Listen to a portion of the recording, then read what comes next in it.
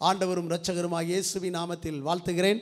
இந்த வார்த்தைகளை கேட்டுக்கொண்டிருக்கிற சகோதர சகோதரிகள் யாவர் மேலும் தேவ கிருபை உண்டாயிருக்க ஜெபிக்கிறேன். கர்த்தர் நம்மை ஆசீர்வதிப்பாராக. நம்முடைய தியானத்திற்கென்று லேவியராகமத்தின் புஸ்தகம் 26ஆம் அதிகாரம் 9ஆம் வசனத்தை ஒருவர் வாசிக்கலாம். நான் உங்கள் மேல் கண்ணோக்கமாய் இருந்து உங்களை பலுகவும் பெருகவும் பண்ணி உங்களோடே என் உடன்படிக்கையை திடப்படுத்துவேன். ஹல்லேலூயா. கர்த்தருடைய நாமம் மகிமைப்படுவதாக. நம்முடைய தேவன் சொல்லுகின்ற வார்த்தை, நான் உங்கள் மேல் கண்ணோக்கமாயிருந்து உங்களை பலுகவும் பெருகவும் பண்ணி உங்களோடே என் உடன்படிக்கையை திடப்படுத்துவேன் என்று ஒரு நல்ல வாக்குத்தத்தம் பண்ணியிருக்கிறதை பார்க்கிறோம். தேவன் நம்மை கண்ணோக்குவார் என்று சொன்னால் நிச்சயமாகவே பலுக பண்ணுவார், பெருக பண்ணுவார். நாம் அதை புரிந்து கொள்ளலாம். நம்முடைய வாழ்விலே ஞானம் பெருகிக் கொண்டே இருக்கிறது, கிருபைகள் பெருகிக் கொண்டே இருக்கிறது, ஆண்டவருடைய ஆசீர்வாதங்கள் அனுக்கிரகங்கள் நம்முடைய வாழ்விலே பெருகிக் கொண்டிருக்கிறது, அல்லது நம்முடைய உழைப்பிலே வருமானங்கள் பெருகிக் கொண்டே இருக்கிறது. நம்முடைய பிள்ளைகள் நல்ல கிருபையிலும் ஒழுக்கத்திலும் வளர்ந்து பெருகிக் கொண்டே இருக்கிறார்கள் அப்படின்னு சொன்னால் உண்மையாகவே கர்த்தர் நம்மேல் எப்படி இருக்கிறாரு? கண்ணோக்கமாய் இருக்கிறார். அவருடைய பார்வைக்குள்ளே, அவருடைய கவனிப்புக்குள்ளே, அவருடைய சிந்தனைக்குள்ளே தான் நாம் என்ன செய்கிறோம்? இருக்கிறோம் என்பது பொருளாகிறது. அல்லேலூயா. ஆண்டவர் தம்முடைய கண்காணிப்புக்குள்ளே வைத்து நம்மை பெருக பண்ணுகிறார். அவருடைய காவலுக்குள்ளே, அவருடைய கண்காணிப்புக்குள்ளே நாம் இல்லாவிட்டால் நாம் பெருக முடியாது.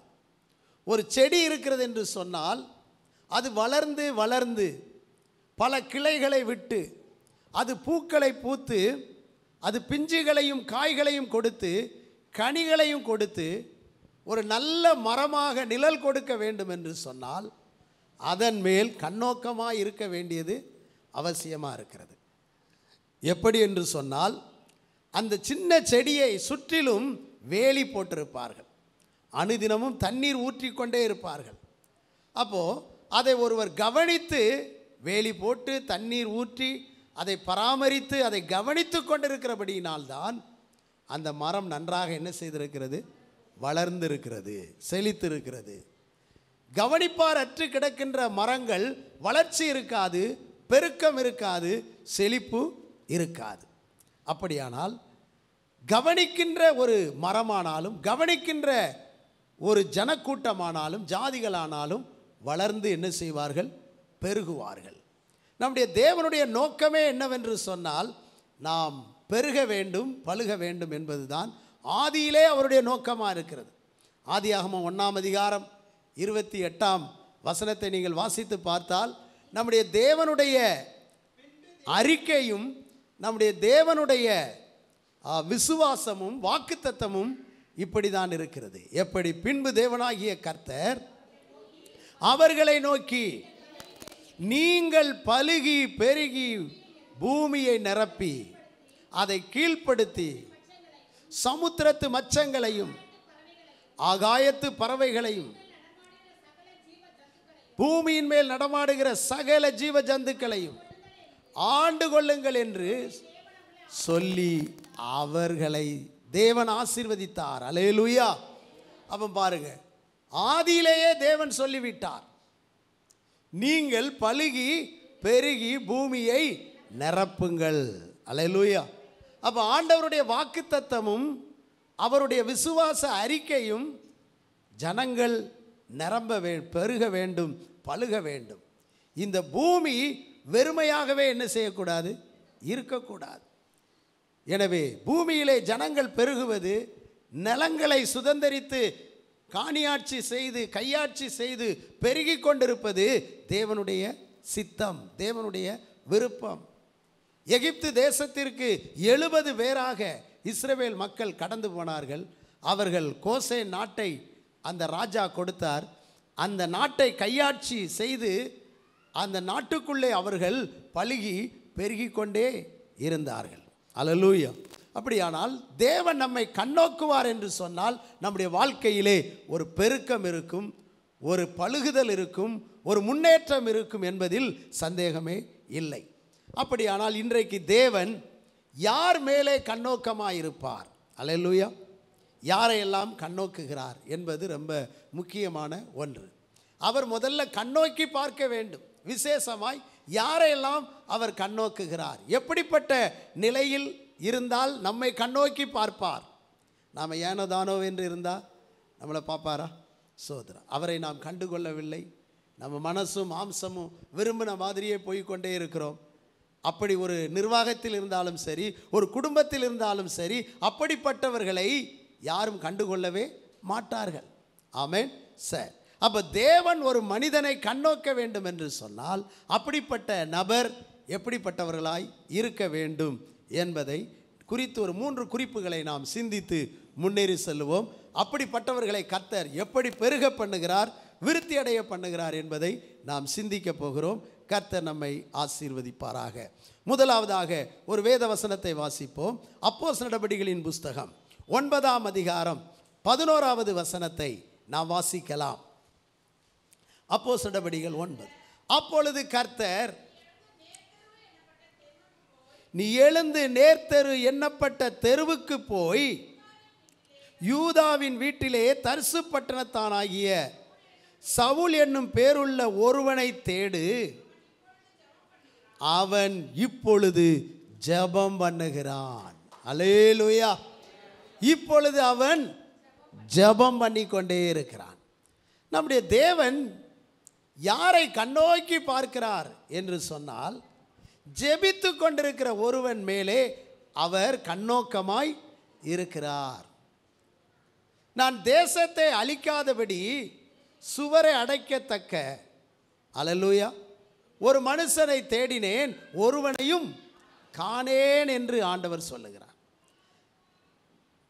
ஜனங்களை தேசத்தை அழிக்காதபடிக்கு சுவரை அடைக்கத்தக்க ஒரு மனுஷனை தேடினேன், ஒருவனையும் நான் என்ன செய்யவில்லை, பார்க்கவே இல்லை. அப்போ தேவன் அவர் கவனிக்கிறார், கண்ணோக்கி பார்க்கிறார். யாராவது இருக்கிறாங்களா, யாராவது ஜெபிக்கிறவங்க இருக்கிறாங்களா அப்படின்னு சொல்லி தேடிக்கிட்டே இருக்கிறார். தேசத்துக்காக ஜெபிக்கிறவர்கள், ஜனங்களுக்காய் மன்றாடுகிறவர்கள், அல்லது தங்களுடைய காரியங்களுக்காக ஜெபிக்கிறவர்கள், தேவ சித்தத்தின்படி ஜெபிக்கிறவர்கள் யாராகிலும் இருக்கிறார்களா என்று பார்த்தால் ஒருவரும் இல்லாத ஒரு சூழ்நிலை. விண்ணப்பம் பண்ணுகிறவன் இல்லை என்று அவர் ஆச்சரியப்பட்டார் என்று ஏசாயா தன்னுடைய புஸ்தகத்திலே அறிவிக்கின்றார். அப்படியானால் தேவன் இன்றைக்கு யார் மேலே கண்ணோக்கமாக இருக்கிறார், யாரை அவர் பார்க்கிறார் அப்படின்னு சொன்னால், ஜெபிக்கின்ற ஒரு மனிதன் மேலே நம்முடைய தேவன் எப்படி இருக்கிறாரு, கண்ணோக்கமாக இருக்கிறார். ஹல்லேலூயா. இன்றைக்கு நம்முடைய ஜெப வாழ்க்கை எப்படி இருக்கிறது? நாம் ஆண்டவரோடு கூட இருக்கிறதான அனுபவம் எப்படி இருக்கிறது? எனக்கு இன்றைக்கு ஜெபிப்பதற்கு ஒன்றும் தேவையில்லை என்று ஜெபிக்காமல் இருக்கிறீர்களா? நம்முடைய ஆண்டவராகிய இயேசு கிறிஸ்துவினுடைய வாழ்க்கையை பார்த்தீர்கள் என்று சொன்னால், அவருக்கு ஜெபிப்பதற்கு எதுவும் தேவையில்லை. அவர் தேவகுமாரன். ஆனால் அவர் முழுவதும் ஜெபித்தார். அவர் அதிகாலையிலே ஜெபித்தார். அவர் சாயங்காலமான போது ஒரு இடத்துல போய் என்ன செய்தார், ஜெபித்தார். ஜெபம் என்று சொல்லுவது பிதாவோடு அவருக்கு இருந்ததான ஒரு உறவை, ஐக்கியத்தை என்ன செய்கிறது, காட்டுகிறது. அல்லேலூயா, ஸ்தோத்திரம். அப்போ அவர் ஒவ்வொரு அற்புதமும் நடப்பதற்கு முன்னதாக அதற்காக ஒரு 5 நிமிஷமோ, அதற்காக 1 மணி நேரமோ, 10 நிமிஷமோ இயேசு கிறிஸ்து ஜெபிச்சுக்கிட்டே இருக்கலை. அப்படி ஜெபிச்சாரா? இல்லை. அவர் ஏற்கனவே ஜெபித்து கொண்டே இருக்கிறார். காலையிலே ஜெபித்து கொண்டே இருக்கிறார், மாலையிலே ஜெபித்து கொண்டிருக்கிறார், ராவெல்லாம் ஜெபித்து கொண்டிருக்கிறார். வியாதிப்பட்ட மனிதர்கள் வருகிறார்கள், கையை நீட்டுகிறார், தொடுகிறார், சுகமாகி விடுகிறது. அல்லேலூயா. அவர் ஏற்கனவே ஜெபத்தை முதலீடு பண்ணி வைத்து விட்டார். அல்லேலூயா. அவர் ஜெபித்து கொண்டே இருக்கிற தேவன். பாருங்கள், திரளான அற்புதங்களையும் அடையாளங்களையும் அவர் நடப்பித்து கொண்டே இருந்தார். அப்படியானால் ஜெபம் என்பது ஏதோ ஒரு தேவைக்காக, ஒரு காரியத்துக்காக மட்டும் ஜெபிப்பதல்ல. நம்ம ஜெபிக்கின்ற ஜெபம் தேவனோடு உள்ள ஒரு உறவில், ஒரு ஐக்கியத்தில், அவரோடு பழகுகிற உறவாடுகிற ஒரு அனுபவமாக இருக்கின்றது. அல்லேலூயா. கரங்களை தட்டி ஆண்டவருக்கு நன்றி சொல்லுவோம். ஆமென், ஸ்தோத்திரம். அப்போ பவுல் கூட இப்பொழுது எதற்காக அவன் ஜெபித்திருப்பான்? தேவன் அவனை என்ன செய்து விட்டார்? சந்தித்து விட்டார், தொட்டு விட்டார்.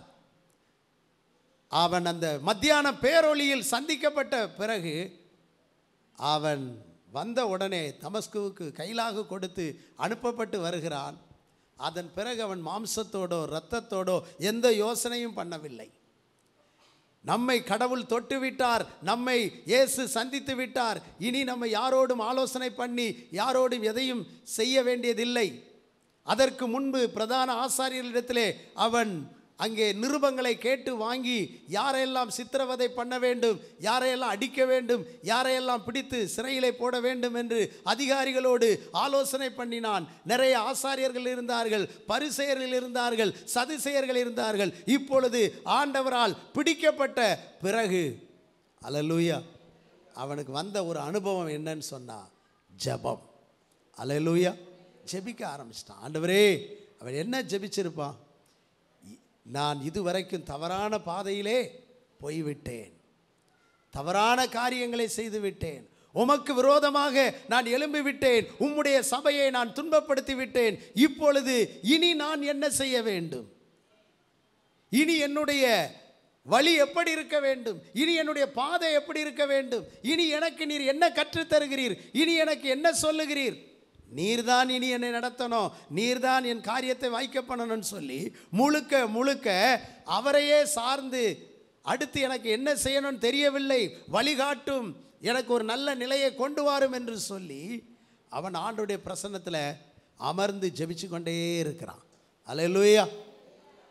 இன்றைக்கு தேவன் யாரை கண்ணோக்குவார் அப்படின்னு சொன்னால், மனிதர்களை தேடி போகாமல், மனிதர்களுடைய ஆலோசனைகளை தேடி அலையாமல், உங்கள் பிரச்சனையில், உங்கள் தேவையில், உங்கள் போராட்டத்தில், உங்களுடைய ஏக்கத்தில், எதிர்பார்ப்பில் ஆண்டவருடைய பிரசன்னத்தில் நீங்கள் நின்று, ஆண்டவரே நான் என்ன செய்ய, என்ன பண்ணணும் அப்படின்னு சொல்லி கதறி போராடி விண்ணப்பித்து கொண்டே இருக்கும்போது, ஜெபிக்கிறவர்களை போதகர் கவனிக்கிறாரோ கவனிக்கலையோ, ஜெபிக்கிறவர்களை சக விசுவாசிகள் கவனிக்கிறார்களோ, கண்ணோக்கமாக இருக்கிறார்களோ கண்ணோக்கமாக இல்லையோ, அல்லது உங்களுடைய பெற்றோரோ உறவினர்களோ உங்கள் மேலே கண்ணோக்கமாக இருந்து கவனிக்கிறார்களோ கவனிக்கவில்லையோ, ஒன்று நிச்சயம், அறையை பூட்டி கொண்டு எப்போதும் அழுது போராடி ஜெபித்து கொண்டிருக்கிற உங்களை ஒருவர் சந்திக்கிறார், ஒருவர் கவனிக்கிறார்.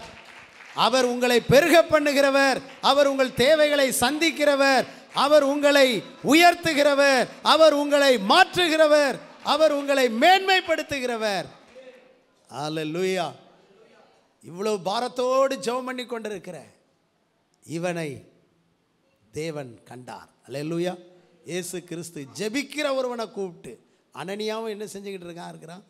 ஜெபம் பண்ணிக்கிட்டு தான் இருக்கிறான். ஜெபித்து கொண்டிருக்கிற அனனியாவிட்ட பேசி, அனனியாவை எழுந்திரு, சவுல் எண்ணப்பட்ட ஒரு மனுஷனை போய் நீ தேடு.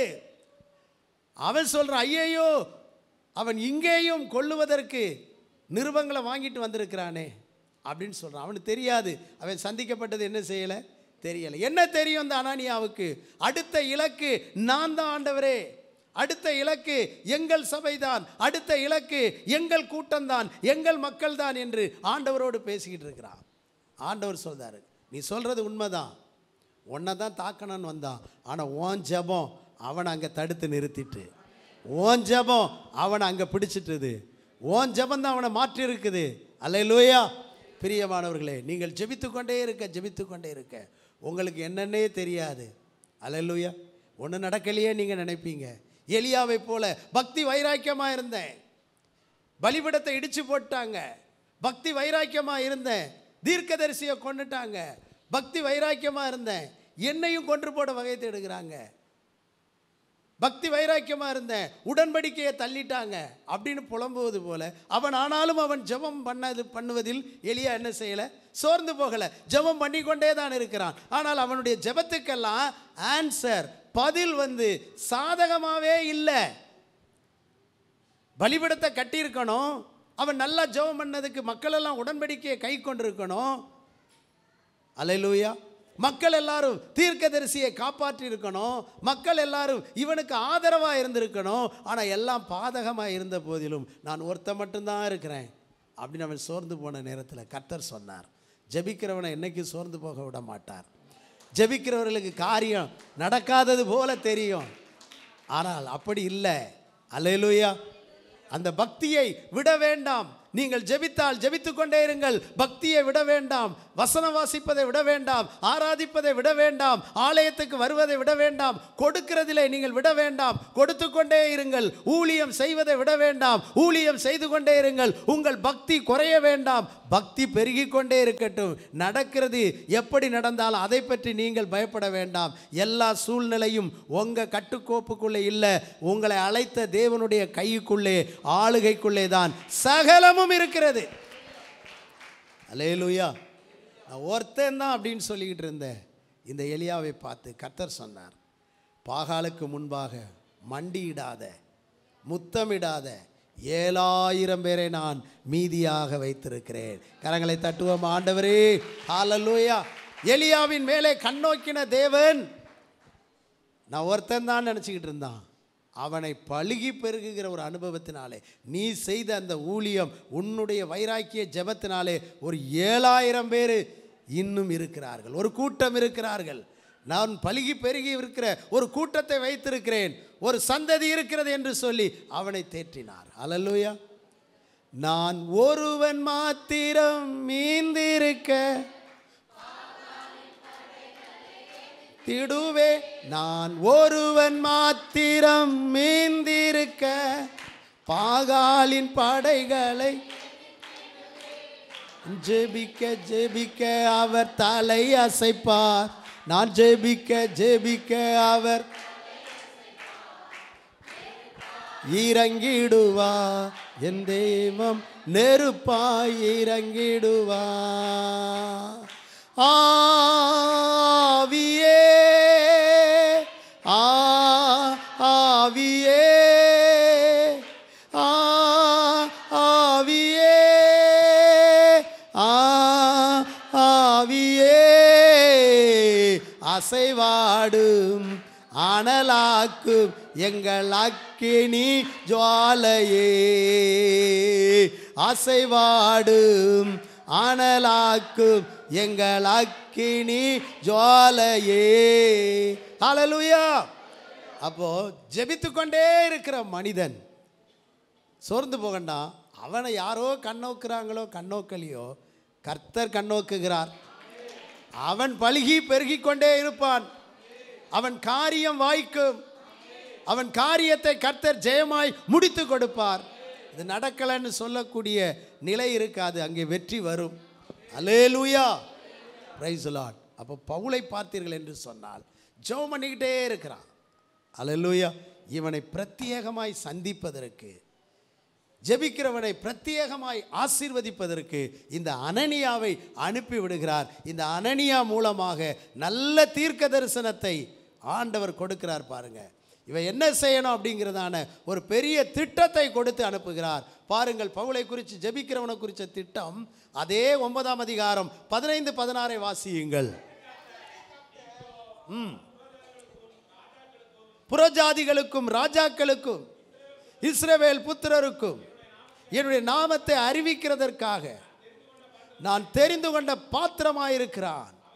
அவன் என்னுடைய நாமத்தின் நிமித்தம் எவ்வளவாய் பாடுபட வேண்டும் என்பதை நான் அவனுக்கு காண்பிப்பேன். அல்லேலூயா. ஜெபிக்கிறதான இந்த மனிதன், நான் என்ன செய்யணும்? நான் இப்படி அநியாயமாய் பாவம் செய்து கொண்டிருந்தேன், தேவ ஜனங்களை துன்பப்படுத்தி கொண்டிருந்தேனே, என்ன செய்ய வேண்டும் ஜெபித்து கொண்டிருக்கிற மனிதனை கர்த்தர் கண்ணோக்கினார். அல்லேலூயா. இனி என்னை குறித்து தேவனுடைய திட்டம் என்ன அப்படின்ட்டு நினச்சிக்கிட்டே இருந்தான். பாருங்க, அவனை குறித்து ஒரு பெரிய திட்டமே கொடுக்குறார். அனனியாட்ட சொல்லி அனுப்புகிறார். என்னன்னு சொன்னால், அவன் புறஜாதிகளுக்கும், யாருக்கெல்லாம்? புறஜாதிகள், யூதர்களை தவிர தேசம் எங்கும் இருக்கிற புறஜாதிகள் அதிகமாக இருக்கிறாங்க. புறஜாதிகள் எவ்வளோ இருக்கிறாங்க? அதிகமாக இருக்கிறாங்க. ரெண்டாவது, ராஜாக்கள். பாருங்க, எங்கே கொண்டு போயிட்டார் இவனுடைய ஊழியம் எங்கே போக போகுது? ராஜாக்கள் மத்தியிலும் ஆண்டவருக்காக இவன் செயல்பட போகிறான். மூன்றாவது, இஸ்ரவேல் புத்திரருக்கும் என் நாமத்தை அறிவிப்பதற்காக 3 கூட்டத்திற்கு ஆசீர்வாதமான பாத்திரமாக, 3 கூட்டத்திற்கு மேன்மையான பாத்திரமாக கர்த்தர் இவன் மேலே கண்ணோக்கமாக இருந்தார். இவனை கொண்டு ஒரு பெரிய கூட்டத்தை, புறஜாதிகளில் ஒரு கூட்டத்தை பலுகி பெருக பண்ணணும், எனக்கு ராஜாக்களில் ஒரு கூட்டத்தை பலுகி பெருக பண்ணணும், இஸ்ரவேலருக்குள்ளே ஒரு கூட்டத்தை பலுகி பெருக பண்ணணும் அப்படின்னு சொல்லி தேவன் திட்டம் கொண்டு இந்த அனனியாவை அனுப்புகிறார். அல்லேலூயா. அனனியாவின் தலையில் கையை வைத்து ஜெபித்த உடனே அவன் கண்களில் இருந்த மீன் செதில்கள் எல்லாம் கீழே விழுகிறது. அவன் ஞானஸ்நானம் பெற்று பாவம் போக கழுவப்படுகிறான், பரிசுத்தாவின் அபிஷேகத்தாலே நிரப்பப்படுகிறான். அது முதற்கொண்டு அவன் தாமதிக்காமல் ஜெபம் பண்ணிட்டு அப்படியே அவன் ஆலயத்துக்குள்ளே பிரசங்கிக்க போயிட்டான். வாசிங்க 20ஆம் வசனம், 9-20 வாசிங்க. தாமதமின்றி கிறிஸ்து தேவனுடைய குமாரன் என்று. அல்லேலூயா. தனக்குரிய திட்டத்தை ஆண்டவரிடத்தில் அவன் பெற்றுக்கொண்டான். ஜெபிக்கிறவனுக்கு கர்த்தர் நல்ல ப்ராஜெக்டை கொடுக்கிறார். ஆண்டவரை நேசித்து ஜெபிக்கிறவர்களுக்கு ஊழிய பொறுப்புகளை கொடுக்கிறார், மற்றும் அநேக அலுவல்களை கொடுக்கிறார், அநேக நல்ல வாசல்களை திறக்கிறார். அல்லேலூயா. ஜெபிக்கிறவர்களை கொண்டு கர்த்தர் அநேக ஆசீர்வாதங்களை பெருக பண்ணிக்கொண்டே என்ன செய்வார்? இருப்பார். அப்போ இந்த வேதாகமத்திலே 14 நிருபங்களை இந்த பவுல் தான் என்ன செய்திருக்கிறார்? எழுதியிருக்கிறார். லட்சோப லட்ச மக்களுக்கு அந்த காலத்திலேயே சுவிசேஷத்தை அறிவித்தவர் யாரு? இந்த பவுல் தான். அநேக சபைகளை ஸ்தாபித்தவர் இந்த பவுல் தான். இன்றைக்கும் நம் எல்லாருக்கும் அநேகருக்கு ஆசீர்வாதமாக இருக்கின்ற ஒரு நிருபம் பவுலுடைய நிருபங்கள். அல்லேலூயா.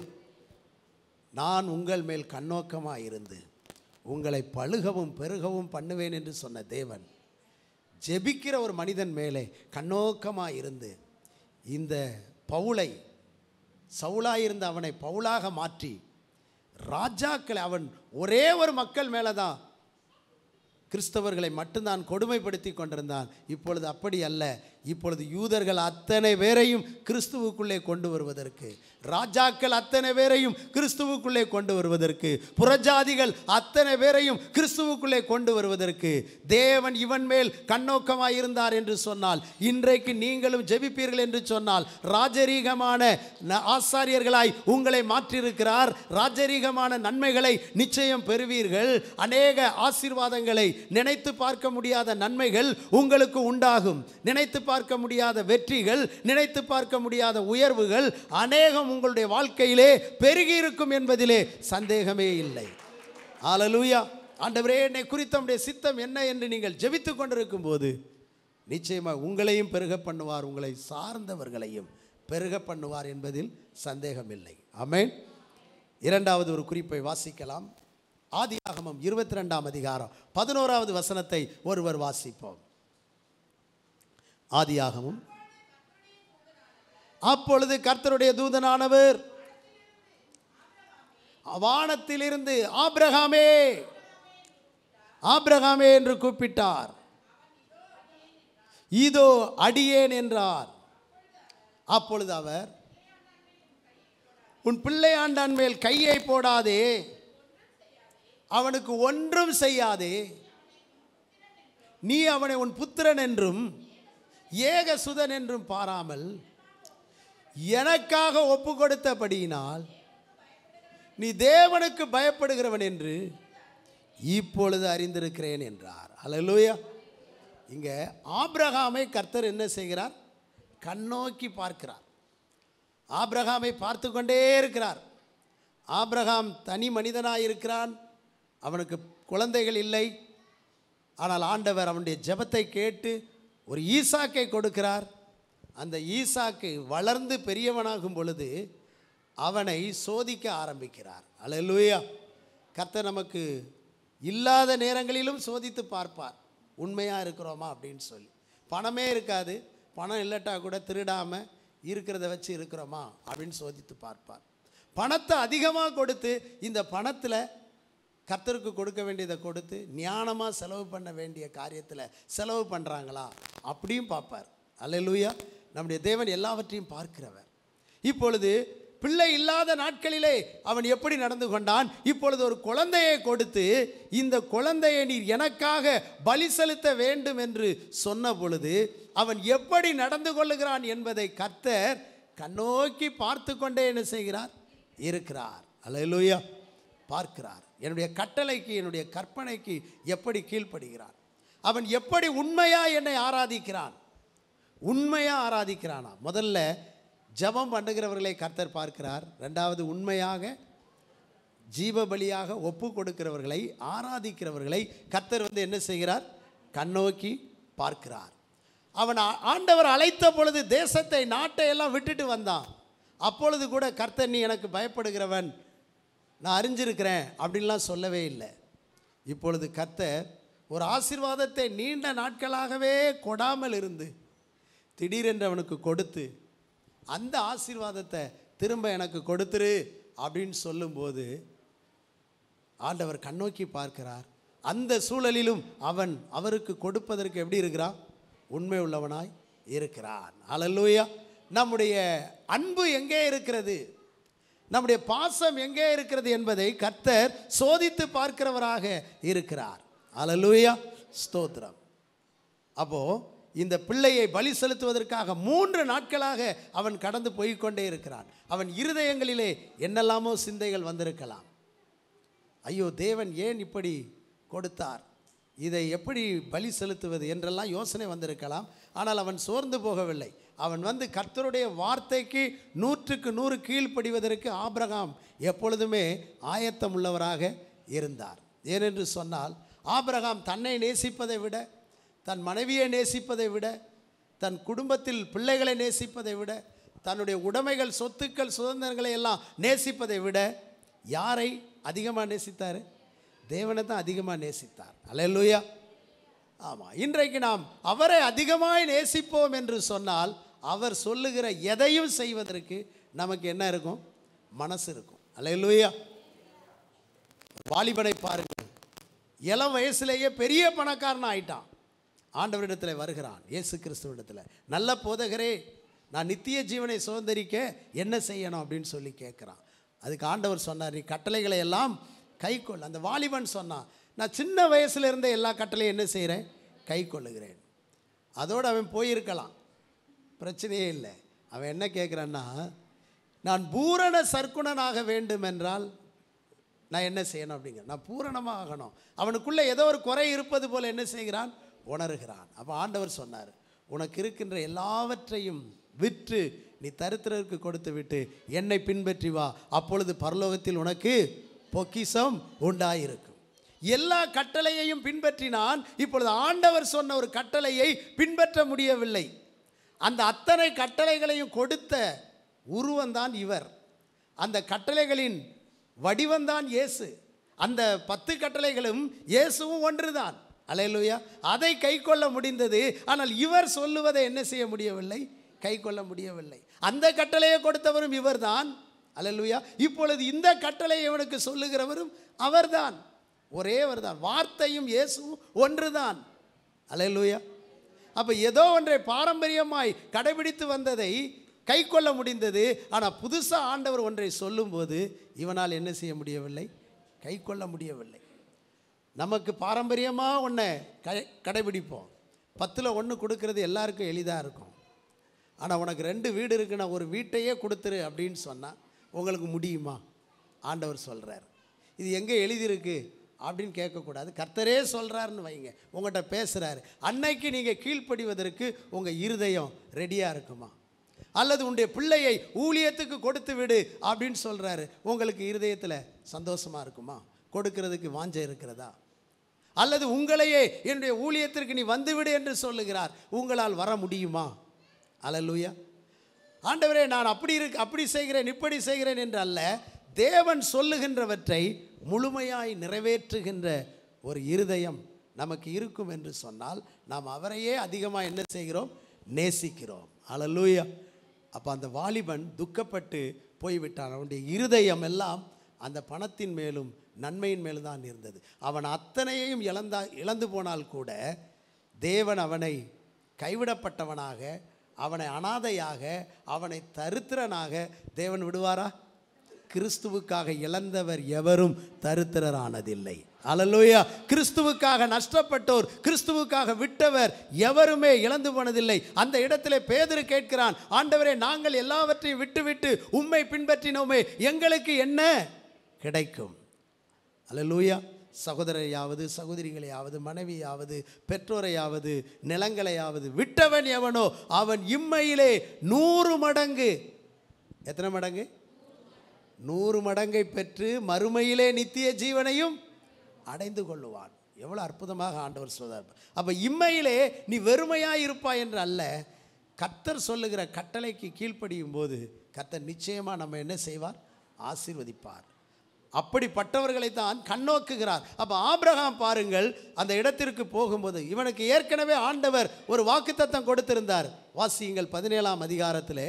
அதனால் அவனுக்கு ஒரு நல்ல நம்பிக்கை, அவனுக்குள்ளே நல்ல தைரியம் அவனுக்குள் இருந்தது. 17ஆம் அதிகாரம் 2ஆம் வசனத்தை வாசியுங்கள். நான் உனக்கும் எனக்கும் நடுவாக என் உடன்படிக்கையை ஏற்படுத்தி உன்னை மிகவும் திரளாக, ஆமாம், ஏற்கனவே வாக்குத்தத்தம் இருக்கு, உன்னை திரளாக பெருக பண்ணுவேன். அப்படியானால் தேவன் எதை கேட்டாலும் கொடுப்பதற்கு நம்ம எப்படி இருக்கணும்? ஆயத்தமாக இருக்கணும், ரெடியாக இருக்கணும், ஒப்பு கொடுக்கணும். அவர் ஏற்கனவே சொல்லிட்டாரு. அப்போ ஒன்றை கொடுப்பதினாலே அதோடு நம்முடைய வாழ்க்கை முடிந்துவிடும் என்று ஆபிரகாம் நினைக்கவில்லை. இந்த பிள்ளையை கொடுப்பதினாலே இனி நாம் பெருக மாட்டோம், இனி நமக்கு சந்ததி இல்லை, இனி அவ்வளவுதான் என்று நினைக்கிறது இல்லை.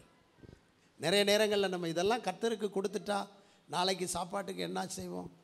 இதெல்லாம் நம்ம கொடுத்துட்டா, நம்ம கரெக்டாக ஆண்டவருக்குன்னு கொடுத்துட்டா, காணிக்கையை கொடுத்துட்டா, தசமாக கொடுத்துட்டா, நாளைக்கு என்ன பண்ணுறது, என்ன செய்கிறது அப்படிங்கிற கவலை உங்களுக்கு தேவையில்லை. அல்லேலூயா. நீங்கள் இப்போ கொடுக்கிறதை வைத்து தேவன் உங்களை இடைப்படுவதில்லை, உங்கள் வாழ்க்கையை நிர்ணயிக்கலை. தேவன் உங்களை அதிகமாய் பெருக பண்ண வேண்டும் என்று ஒரு பெரிய திட்டமே வைத்திருக்கிறார். அல்லேலூயா. அதனால தான் அந்த ஏழை விதவை தன்னுடைய ஜீவனத்துக்கென்று இருந்த எல்லாவற்றையும் என்ன செஞ்சிட்டா? போட்டா. நான் ஜீவிக்க முடியாட்டா கூட பரவாயில்ல, என்னை போஷிக்கிறவர் கர்த்தர். இந்த 2 காசு என்ன போஷித்திராது, இந்த 2 காசு என்ன நடத்திராது, இது தேவனுக்கென்று போகட்டும், தேவன் எனக்கு அதிகமாய் தர வல்லவராயிருக்கிறார். கை தட்ட மாட்டீங்களா? அல்லேலூயா. ஈசாக்கு எனக்கு ஒன்று பெருசல்ல, இந்த ஈசாக்கை கொடுத்தா கூட அவர் சொன்னது திரளாய் பெருக பண்ணுவேன் என்று சொல்லியிருக்கிறார். எனக்கு ஒரு திரள் இருக்கிறது, எனக்கு ஒரு பெருக்கம் இருக்கிறது, எனக்கு ஒரு முன்னேற்றம் இருக்கிறது. எனவே இந்த ஒன்று நான் கொடுக்க ரெடியாக இருக்கிறேன். அல்லேலூயா. அப்போ அந்த இடத்துல கர்த்தர் பார்த்துக்கிட்டே இருக்கிறார், உண்மையாக கொடுக்குறானா. இன்றைக்கி நம்மளை கூட கர்த்தர் பார்ப்பார். நிறைய பேர் வேலை இல்லாத நேரத்தில் ஜெபம் பண்ணுவாங்க, ஆண்டவரே வேலை கிடைச்சா உமக்காக உண்மையாக காணிக்க கொடுப்பேன், தசமாக கொடுப்பேன். வேலையும் கிடைச்சிரும், வந்த பிறகு கொடுப்பாங்க, அப்புறம் ப்ரமோஷன் வரும், அப்புறம் யோசிப்பாங்க எதுக்கு அதிகமாக கொடுக்கணும் அப்படின்ட்டு. இல்லை, எப்பொழுதெல்லாம் கர்த்தர் உங்களை ஆசீர்வதிக்கிறாரோ அந்த ஆசீர்வாதத்துக்கு தக்க நீங்கள் வளர்ந்துக்கிட்டே வரணும். கொடுத்துக்கொண்டே பெருகிக்கொண்டே வர வர வரத்தான் உங்களை கர்த்தர் என்ன செஞ்சுக்கிட்டு இருப்பார்? விருத்தி அடைய பண்ணிக்கொண்டே இருப்பார். தேவனுடைய நோக்கமே என்னன்னு சொன்னால் விருத்தி அடைய பண்ணுவது, பெருக பண்ணுவது. அநேகர் பெருகாதபடிக்கு தாங்களே தங்களை மட்டுப்படுத்தி கொள்வார்கள். ஆண்டவருடைய கட்டளைக்கு கீழ்ப்படியாமல், வார்த்தைக்கு கீழ்ப்படியாமல் அப்படியே தங்களுடைய வாழ்க்கையை பின்னோக்கி கொள்வார்கள், அல்லது எங்கேயோ ஒரு இடத்துல தேங்கி நின்று விடுவார்கள். இந்த ஆபிரகாமை சோதிக்கிறார் ஆண்டவர். 3 நாட்கள் ஆகிட்டு இவன் உண்மையாகவே நான் காண்பிக்கின்ற மலையில போய் பலியிடுகிறானா, அல்லது எங்கேயாகிலும் தேங்கி நின்று விட்டு ஒரு ஆட்டை பலி செலுத்தி விட்டு, அல்லது வேற ஏதாவது ஒரு மிருகத்தை பலி செலுத்தி விட்டு பலி செலுத்திட்டேன்னு சொல்ல போறானா எப்படி என்று சொல்லி கவனித்து பார்த்து கொண்டிருக்கிறார் கர்த்தர். அல்லேலூயா. கவனிக்கிறார். கண்ணோக்குகிறவர்களை கர்த்தர், பாஸ்டர் உங்களை கண்ணோக்க மாட்டார், விசுவாசிகள் உங்களை கண்ணோக்க மாட்டாங்க, வேற யாரோ உங்களை கண்ணோக்கவே மாட்டாங்க. உங்களை கண்ணோக்குகிறவர் யாரு? கர்த்தர். அவர் தான் உங்களை பெருக பண்ணுகிறவர், பழுக பண்ணுகிறவர். அப்போ ஆபிரகாம் அந்த பையனை பலிபீடத்தை கட்டி அப்படியே கிடத்தி கத்தியை எடுக்கும்போது ஆபிரகாமே ஆபிரகாமே என்று சொல்லி, நீ இப்பொழுது எனக்கு பயப்படுகிறவன் என்பதை அறிந்திருக்கிறேன். நாம் எப்பொழுது நம்முடைய சரீரத்தை ஜீவ பலியாக ஒப்பு கொடுக்கிறோமோ, தேவன் நமக்கு தந்த ஆசீர்வாதங்களை சந்தோஷமாய் கொடுக்கிறோமோ, அல்லேலூயா, துக்கத்தோடு அல்ல, அவனவன் விசனமாயும் அல்ல, கட்டாயமாயும் அல்ல, மனதில் நியமித்தபடியே கொடுக்க கடவன், உற்சாகமாய் கொடுக்கிற இடத்தில் கர்த்தர் பிரியமாறு. கர்த்தருக்கு கொடுக்கும்போது மட்டும் சந்தோஷமாக கொடுக்கணும், சிரிச்சுக்கிட்டு கொடுக்கணும், மன மகிழ்ச்சியாக கொடுக்கணும். டாக்டருக்கு கொடுக்கும்போது, வக்கீலுக்கு கொடுக்கும்போது அங்கே ஏன்னா கொஞ்சம் வருத்தப்பட்டு கொடுக்கலாம். ஆனால் அங்கே தான் நிறைய பேர் வருத்தமே பட மாட்டேக்காங்க. எவ்வளோ வேணும் நான் தர்றேன் அப்படிங்கிற, உயிரை காப்பாற்றிடுங்க, 10 லட்சம் வேணுமா, 5 லட்சம் வேணுமா, இல்லை அங்கே வருத்தப்படணும், ஐயோ அநியாயமாக என் காசு போதே அப்படின்னு. நான் கர்த்தருக்கு கொடுக்கும்போது மட்டும் ஒரு நாளும் நமக்கு துக்கமே வரக்கூடாது. ஏன்னா அவர் ஆல்ரெடி சொல்லிட்டார் ஏற்கனவே, உன்னை பெருக பண்ணுவேன், உன்னை விருத்தி அடைய செய்வேன், உன்னை மேன்மை அடைய பண்ணுவேன். இப்போ ஆண்டவர் சொன்னார் பாருங்க, இந்த ஆபிரகாமுக்கு முழுமையாக ஒப்பு கொடுத்ததினாலே என்ன சொன்னார் என்று சொன்னால், அதற்கு அடுத்து கீழே நாம் வாசிக்கும் பொழுது 17ஆம் வசனத்தை வாசிங்க. நான் உன்னை ஆசீர்வதிக்கவே ஆசீர்வதித்து உன் சந்ததியை வானத்து நட்சத்திரங்களைப் போலவும் கடற்கரை மணலைப் போலவும் பெருகவே பெருக பண்ணுவேன் என்றும், உன் சந்ததியார் தங்கள் சத்துருக்களின் வாசல்களை சுதந்தரித்துக் கொள்வார்கள் என்றும், நீ என் சொல்லுக்கு கீழ்ப்படிந்தபடியினால் உன் சந்ததிக்கும் பூமியில் உள்ள சகல ஜாதிகளும் ஆசீர்வதிக்கப்படும் என்றும் என் பேரில் ஆணையிட்டேன் என்று கர்த்தர் சொல்லுகிறார். கை தட்டுங்களேன், அல்லேலூயா. ஒரு ஈசாக்கை நீ மனப்பூர்வமாக வந்து கொடுத்துட்டதுனால இனி உன் சந்ததி எப்படி இருக்கும்? மேலே பார்த்தா நட்சத்திரங்களை மாதிரி ஜொலிச்சுக்கிட்டு இருக்கும். கடற்கரை மணலை பார்த்தா அப்படி அழகாக பரவி இருப்பாங்க உன் ஜனங்கள். பூமியின் தூளை பார்த்தால் இப்படி நீ பெருகி இருப்பாய். நான் உன்னை கண்ணோக்கிட்டேன். நீ வந்து பலி செலுத்துகிறதில் உண்மையாய், ஒப்பு கொடுப்பதில் உண்மையாய் இருந்தாய். உண்மையுள்ள மனுஷன் பரிபூர்ண ஆசீர்வாதங்களை பெறுவான். அப்போ கர்த்தர் யாரை கண்ணோக்குகிறார் என்று சொன்னால், முதல்ல ஜெபிக்கிறவனை கண்ணோக்குகிறார், அவனும் அளவில்லாத ஆசீர்வாதத்தை பெறுகிறான். இரண்டாவது யாரை கண்ணோக்குகிறார் என்று சொன்னால், உண்மையாக தன்னையும் கர்த்தர் தனக்கு தந்தவைகளையும் முழுமையாய் ஒப்படைக்கிறவர்களை கர்த்தர் என்ன செய்கிறார்? கண்ணோக்குகிறார், அவர்களை பெருக பண்ணுகிறார். அல்லேலூயா. மூன்றாவது பார்த்தீங்கன்னு சொன்னால், யாத்திராகம 2ஆம் அதிகாரம் அப்படியே வாசித்து ஜெபம் பண்ண போகிறோம். 2:23-24 வாசிங்க. யாத்திராகம 2ஆம் அதிகாரம்.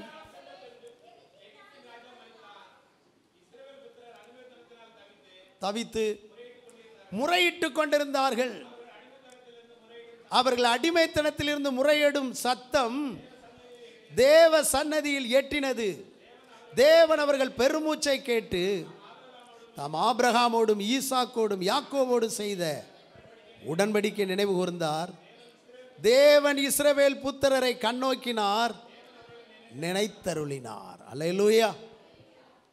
அடிமைத்தனத்தினாலே முறையிட்டு கொண்டிருந்தார்கள், தவித்து கொண்டிருந்தார்கள், போராடி கொண்டிருந்தார்கள். நெருக்கப்படும் சூழ்நிலையில் யாரெல்லாம் இருக்கிறார்களோ, பாடுபடுகிற சூழ்நிலையில் யாரெல்லாம் இருக்கிறார்களோ, துன்பப்படுகிற சூழ்நிலையில் யாரெல்லாம் இருக்கிறார்களோ, அவர்களெல்லாம் கர்த்தரை நோக்கி முறையிடும் போது அந்த நெருக்கத்தில் இருக்கிறவர்களை கர்த்தர் அப்படி நெருக்கத்திலிருந்து ஏதோ ஒரு விசாலத்துக்குள்ளே கொண்டு வந்து விடுகிறவர்கள் அல்ல, அவர்களை பெருக பண்ணுகிறார். அல்லேலூயா. கண்ணோக்கி பார்த்து நெருக்கத்தில் இருக்கிறவர்களை கண்ணோக்குவார். அவர்கள் கூப்பிடும்போது அவர்களை விடுவித்தால் அவர்களை பெருக பண்ணி ஆசீர்வதிப்பார். அல்லேலூயா. சோத்திரம். யோசேப்பை பார்க்கும்போது எனக்கு ஆச்சரியமாக இருக்கும். சிறைக்குள்ளே போயிட்டான், அவன் வந்து ஒரு சாதாரண விடுதலையை கேட்குறான். நான் எந்த அநியாயமும் செஞ்சுட்டு இந்த ஜெயிலுக்குள்ளே வரல, நான் எபிரேய தேசத்திலிருந்து களவாய் கொண்டு வரப்பட்டவன், ராஜாட்ட பேசி எப்படியாவது இந்த இடத்துல இருந்து என்னை என்ன செஞ்சிரு, விடுவிச்சு விட்டுரு அப்படின்னு சொன்னான். அவனுடைய அங்கலாய்ப்பை பார்த்த கர்த்தர், அல்லேலூயா, அவனுடைய வேதனையை பார்த்த கர்த்தர் ஒரு சாதாரணமான விடுதலையை அவனுக்கு கொடுக்கலை. அல்லேலூயா. சோத்திரம். கர்த்தர் அந்த தேசத்துக்கு ராஜாவுக்கு அடுத்தபடியாக இருக்க வேண்டும் என்று ஒரு திட்டம் வச்சிருந்தார். அதனால் அன்றைக்கு அவனை விடுவிக்காமல் சரியான நேரம் வந்தபோது அவனை விடுவித்து அந்த பார்வோனுக்கு கர்த்தனாக அதிபதியாக தேவன் உயர்த்தி வைத்தார். அல்லேலூயா. அவன் நெருக்கம், அவன் சிறை அவனை ஒரு மேலான இடத்துக்கு கொண்டு வந்துச்சு. அவன் மூலமாகவே அந்த நாடும் சுற்றிலுள்ள நாடும் அவன் சந்ததியும் குடும்பமும் போஷிக்கப்பட வேண்டும் என்ற ஒரு நல்ல திட்டத்தோடு கர்த்தர் அவனை வைத்திருந்தார். எனவே ஒருவேளை இன்றைக்கு உங்கள் வாழ்வில் நீங்கள் படுகிற நெருக்கங்கள், போராட்டங்கள் அநேகருக்கு அது ஆசீர்வாதமாக, அநேகருக்கு அது நன்மையாக அமையும் என்பதில் சந்தேகமில்லை. எனவே உங்களுடைய ஜெபம் நெருக்கப்படுகிற நேரங்களில், பாடுபடுகிற நேரங்களில் உங்களுடைய அபய குரல் கர்த்தரை நோக்கியே இருக்கட்டும். நிச்சயமாய் உங்களையும் பெருக பண்ணி உயர்த்த கர்த்தர் வல்லவராயிருக்கிறார். அப்படியே நாம் எல்லாரும் ஜெபம் பண்ணுவோம். ஆண்டவர் நல்லவராயிருக்கிறார், மகிமையானவராயிருக்கிறார். ஹல்லேலூயா. யாரை அவர் கண்ணோக்குகிறார்? ஜெபிக்கிறவர்களை முதலாவது கண்ணோக்குகிறார், அவர்களை பெருகவும் பண்ணுகிறார். ஜெபித்த பவுலை கண்ணோக்கினார், அவனை ராஜாக்கள் மத்தியில் ஊழியம் செய்ய பெருக பண்ணினார், புறஜாதிகளை பெருக பண்ணினார். ஹல்லேலூயா. அநேக இஸ்ரவேலர்களை ஆதாயப்படுத்த பெருக பண்ணினார். ஜெபிக்கிறவர்களை கண்ணோக்கி கொண்டே இருக்கிறார். இரண்டாவது, கர்த்தர் சொன்ன கட்டளையை அப்படியே நிறைவேற்றுவதற்கு ஒப்பு கொடுக்கிறவர்களை கர்த்தர் பார்த்து கொண்டிருக்கிறார், கண்ணோக்கி கொண்டிருக்கிறார். இன்றைக்கு நீங்கள் எந்த அளவு ஆண்டவருடைய சமூகத்தில் உங்களை ஒப்பு கொடுக்கிறீர்களோ கர்த்தர் உங்களை கண்ணோக்குகிறார். ஆபிரகாம் தன்னுடைய மகனை அல்லேலூயா ஒப்பு கொடுத்தான். கர்த்தர் உங்களுக்கு தந்தவைகளை ஒப்பு கொடுங்க. கர்த்தர் உங்களுக்கு உங்கள் வாழ்க்கையை ஒப்பு கொடுங்க, உங்கள் நேரத்தை ஒப்பு கொடுங்க, உங்கள் காலத்தை ஒப்பு கொடுங்க, உங்கள் திறமையை ஒப்பு கொடுங்க, உங்கள் தாளந்தை ஒப்பு கொடுங்க, உங்கள் ஆசீர்வாதத்தை ஒப்பு கொடுங்க. கர்த்தர் நிச்சயமாய் உங்களை திரளாக வர்த்தித்து பெருக பண்ண வல்லவர். ஒரு தாளந்தை புதைச்சி வைக்கண்டாம், தந்த தாளந்த பெருக பண்ணுவதற்கு ஒப்பு கொடுங்க. நிச்சயமாய் கர்த்தர் உங்களை பெருக பண்ணுகிறவர். பாடுபடுகிற நேரத்திலே நீங்கள் சோர்ந்து போக வேண்டாம். கர்த்தரை கண்ணோக்கி பாருங்கள். பாடுபடுகிற நீங்கள் அவரை நோக்கி முறையிடும் போது, பாடுபடுகிற நீங்கள், உபத்திரவப்படுகிற நீங்கள், நிந்திக்கப்படுகிற நீங்கள், அநியாயமாய் தள்ளப்படுகிற நீங்கள் அவரை நோக்கி பார்ப்பீர்கள் என்று சொன்னால், இஸ்ரவேல் மக்களை எப்படி கர்த்தர் பலுகி பெருக பண்ணி ஒரு ராஜ்யமாய், தேசமாய், ஒரு நகரமாய், பட்டணமாய் உருவாக்கினாரோ அப்படியே உருவாக்கவும் பெருக பண்ணவும் இன்றைக்கும் நம் தேவன் வல்லமை உள்ளவராயிருக்கிறார். அவரே நம்மை கண்ணோக்கி பார்க்கிற தேவன். கண்ணோக்கி பார்க்கிறவர்கள் நிச்சயமாய் பெருகுவார்கள். கண்ணோக்கி பார்க்கிறவர்கள் ஜெபிக்கிறவர்களாய் இருப்பார்கள். தேவன் கண்ணோக்கி பார்க்கிறவர்கள் முழுமையாய் ஒப்பு கொடுக்கிறவர்களாய் இருப்பார்கள்.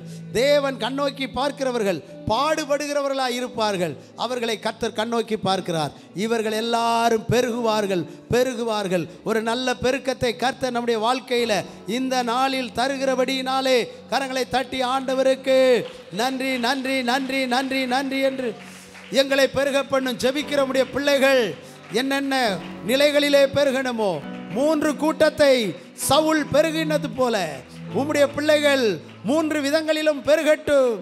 எத்தனை விதங்களில், எத்தனை நிலைகளில் பெருக வேண்டுமோ அத்தனை நிலைகளிலும் புறஜாதிகள் மத்தியிலே ஒரு நல்ல பெருக்கம் இருக்கட்டும். ராஜாக்கள் மத்தியிலே பெருக்கம் இருக்கட்டும். சுய ஜனங்கள் மத்தியிலே பெருக்கம் இருக்கட்டும். ரப லம ரப துல கம நதல ரபு. அந்த நல்ல பெருக்கத்தை, அந்த நல்ல ஆசீர்வாதத்தை தந்து நீர் நடத்துவீராக. ஒவ்வொருவரையும் மேன்மைப்படுத்தும், ஒவ்வொருவரையும் உயர்த்தும். ஆண்டவரே, நாங்கள் கொடுக்க வேண்டியதை கொடுக்கும்போது அது எங்கள் வாழ்க்கையில் குறைவை கொடுத்தால் குறைவை கொண்டு வந்து விடுமோ என்று நினைக்க வேண்டியதில்லை. ஆபிரகாம் ஈசாக்கை கொடுக்காவிட்டால் என் வாழ்க்கையில் இனி பிள்ளைகள் இல்லாமல் போய்விடுமோ என்று அவன் கவலைப்படவில்லை. ஆனால் அவனுக்கு ஏற்கனவே நீர் சொல்லிவிட்டீர், நான் உன்னை திரளாய் பெருக பண்ணுவேன். அதுதான் அவனுக்கு முக்கியம். ஆண்டவரே, இந்த செயல் ஒன்றும் பெரிதல்ல என்று சொல்லி துணிச்சலாக ஈசாக்கை பலி செலுத்த வந்தபோது, ஆண்டவரே, இனிதான் உன் வாழ்க்கையில் பெருக்கமே இருக்கிறது என்று சொல்லி நட்சத்திரங்களைப் போல உன் சந்ததி பெருகும் என்று வாக்கு கொடுத்தீரே, அப்படி போல எங்கள் வாழ்க்கையிலே உமக்கென்று நாங்கள் நேரத்தை, காலத்தை, பணத்தை, திறமையை, தாளந்தை கொடுக்கும் போது ஆண்டவரே, நாங்கள் திரளாய் வர்த்தித்து பெருகுவோம், வளருவோம் என்பதிலே சந்தேகம் இல்லை அப்பா. அப்படிப்பட்ட ஆசீர்வாதத்துக்கு உரியவர்களாய் ஒவ்வொருவரையும் மாற்றும், நடத்தும். இப்பொழுதும் எங்களையும் எங்கள் காணிக்கைகளையும் உம்மிடத்திலே படைக்கும் போது பரலோக தேவன் ஏற்றுக்கொள்ளும், அங்கீகரியும், ஆசீர்வதியும், வெளிப்படும். இயேசுவின் நாமத்தில் பிதாவே, ஆமென்.